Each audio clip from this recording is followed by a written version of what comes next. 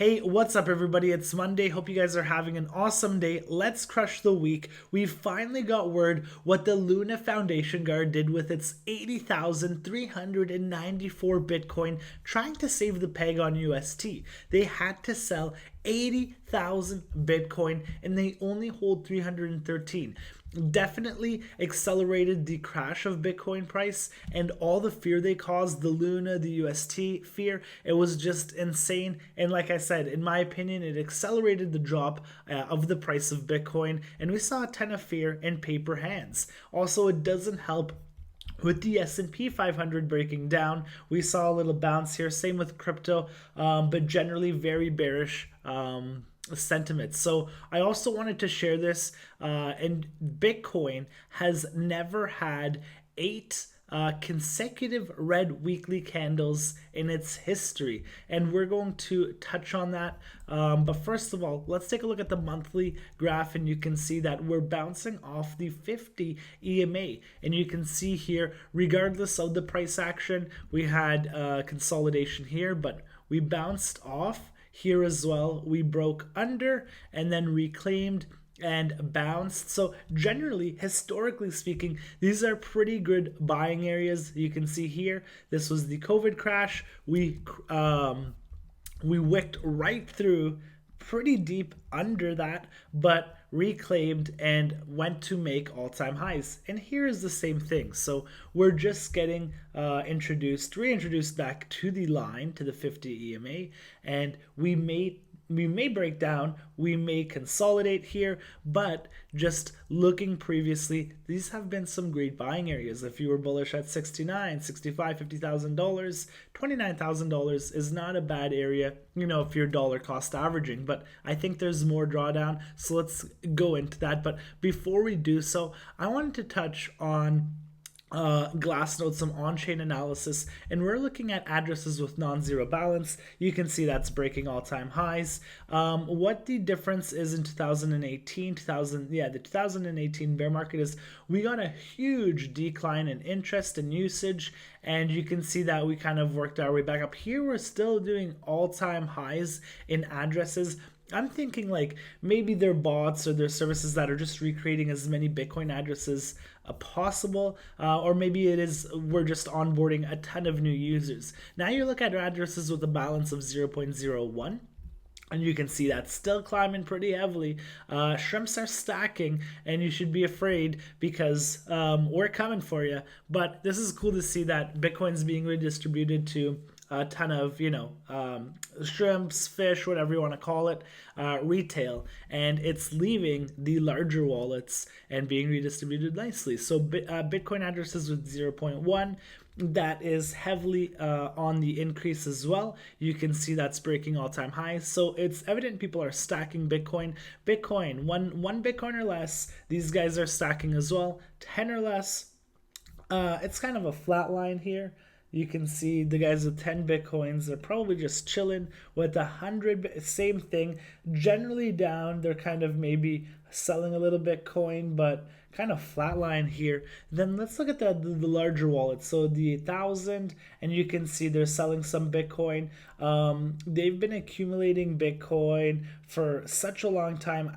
From 2018, after the 2018 crash, I guess they've been accumulating, and then started dumping pretty much at or near the top and just kind of selling off their Bitcoin, and then accumulating and selling more. Let's go to the 10,000, which I checked a few days ago, and that was on the increase, which I like to see. So you can take a look, and this is not just like a small bump. This is actually a decent rise in 10,000 Bitcoin holders. Or 10,000 Bitcoins is no joke. And these whales, generally smart money, know what they're doing, and you can see that they're accumulating Bitcoin, and it's broke this previous resistance. I like to see this. Generally whales, from what I've seen, from what I've read, is that they're just usually selling Bitcoins, and when whales accumulate is when they're bullish, and you can see that price hopefully follows after. So let's get back into the charts. We discussed the monthly. Let's take a look at the weekly. Same thing on the weekly. 200 EMA, we've had some solid bounces, and you can see here as well, like we're down into these areas. Let's throw on the RSI. We are almost in the oversold region. We still have some ways to go, but you can see, like I said, generally when we get down to these levels, even on RSI, like right here, that's pretty much the bottom. Right here, that's the bottom. Right here, that was the COVID crash. And who knows how long we could be trending down. And we can still fall down to 25, 17, 8K, but we've fallen quite a bit that I am expecting a bounce here. So let's get into these smaller time frames and take a look at where Bitcoin potentially could go. So actually, let's take a look at those 8 weeks, the consecutive 8 candles. So is it starting from here? 1, 2, 3, 4, 5, 6, 7, and 8. Is that it? On the weekly. So that hasn't happened since 2014.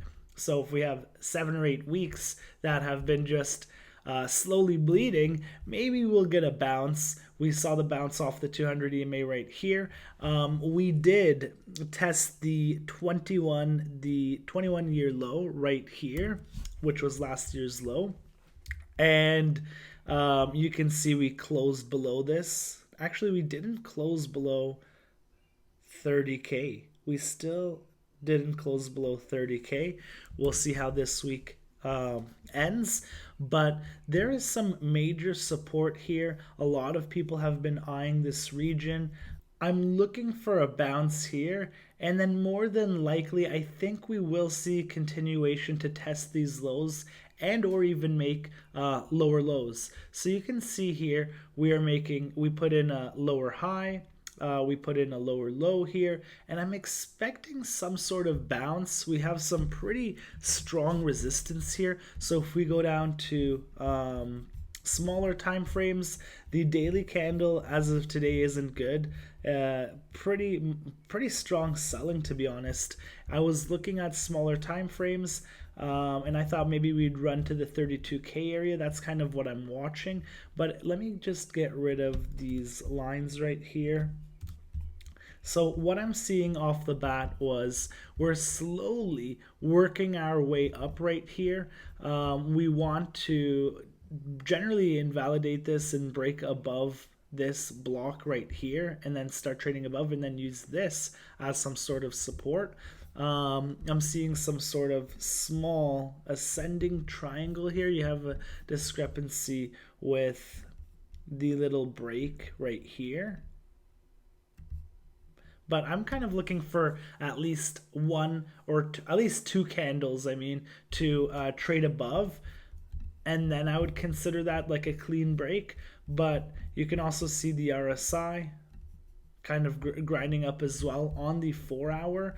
I was looking for this region to break above here, but if I'm being honest, I don't think we'll drop down so quickly so fast, because we just kind of crashed into some major support and everybody is so bearish that I think we will bounce here, see some sort of relief bounce, see a dead cat bounce, and then head lower. I'm really trying to watch and find out where we get rejected. This 32K area for me has been kind of the spot I'm looking for. Either we break above here, we break above this right here, this ascending triangle, and either we break above and then go on to the next zone, which I think was 35, 36K. I would have to draw that up, but I'm kind of just focusing on this. And then if that wasn't the play, we would break down. We'd break down, and that would be the lower high that we're setting on the larger time frame. If you zoom out a little bit, that would be the lower high, retest of that high, and then head back down, which I'm hoping Bitcoin can see some more steam before we do that, because right now it's not looking so pretty. So let me just take a look as well at some potential areas that we can kind of bounce from here. I am going to use the fibs from this point to here. And let me just get that right on there. So I would be using my fibs from the lower high point to the lower low point. So from like A to B, because this was, let's say, the top, lower low, lower high, and then the lower low. And then I want to see where it potentially could pull back into.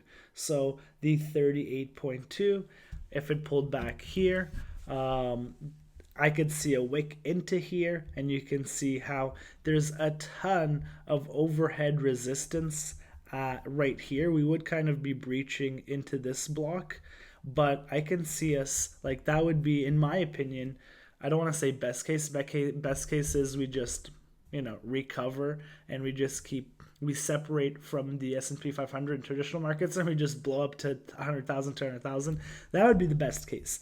But being realistic, I think like the best case would be to get into that region, the 34,000, and for me to exit because I'm holding some Bitcoin still.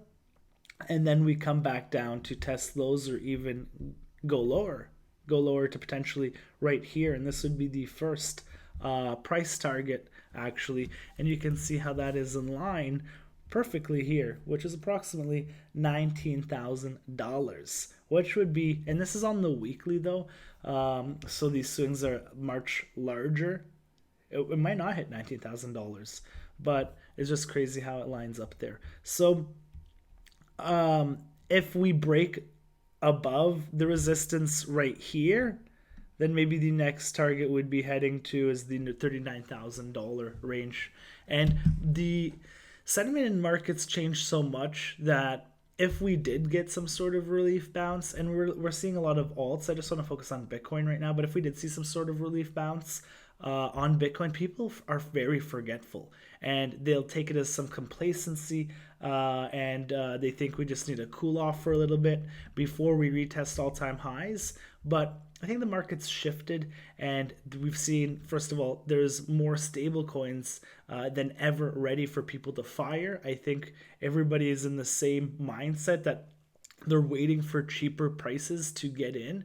But markets, in my opinion, act in a contrarian way. Like if you have a contrarian view, you do the opposite of others, and markets seldom do what most people think. But it's so hard not to ignore the general outlook of markets right now. Inflation at all-time highs, like the aftermath of COVID, it's still going. And so some countries are still locked down. You see China, like Hong Kong, I heard it's super bad right now. And I'm leaning more towards that we will see lower prices, and markets will bleed for a bit longer. Just the speed of decline we saw right here, maybe we won't fall as quick. We will see like a slower bleeding, in my opinion. If we look back onto drops at this size or similar to this size, so how much was the drop of this? About 50%. We usually get bounces. So this was in a bull, but if we look on on a downtrend, you can see after taking such a large drop, so here I think it was like 70%, yeah, 70%, it bounced 100% from the wick, approximately 100%, and we got smaller and smaller bounces. But I'm expecting some sort of relief bounce here. I'm sort of trying to see a green week after the 8 consecutive weeks. It's the first time Bitcoin's ever done that. So I have I still have some hope. There's still some hopium, and I will try to exit a little bit of Bitcoin, not for good, just to buy back at cheaper. I wouldn't recommend doing that. Trade, sell Bitcoin to try and buy cheaper if you don't have any experience trading, because the markets really move from both sides up and down to the extreme, and it gets sometimes stressful trying to trying to do so. And I've seen a lot of people lose Bitcoin trying to buy low and sell high, but they do the opposite, and they're just really trading their emotions. And they're letting their emotions get to the better of them. So that's pretty much my quick video on Bitcoin. I am looking for a bounce into the 32K area. If we can get up to the 34K area, I'll take it. I also love using the moving averages, the 4 and 9 on larger time frames, because like we could have got this great exit here and another great exit here, which I was in Miami Bitcoin. So I am still holding like a little bit of Bitcoin that I do want to find a good spot to exit. So I'm hoping for that bounce, but generally bearish outlook, thinking we'll do something like this. Maybe we'll go higher, but end up breaking down. And then who knows when we see that squeeze to the upside, and then we start working our way back to all-time highs. And just wanted to throw out that we're less than 2 years away from the next Bitcoin halving. Big stuff. And I mean, time's just been flying, so it'll come sooner than later, and we'll just kind of forget about it, and it'll be right around the corner. Our goal is to accumulate as much Bitcoin as possible before the next halving. We just need to stack as many sats as we can, because I think the price will be very, very rewarding for people who accumulate, stack, and pretty much believe in Bitcoin. So that's it for today. If you guys have any questions, post below. Make sure to hit the subscribe and like button, and I'll see you guys tomorrow.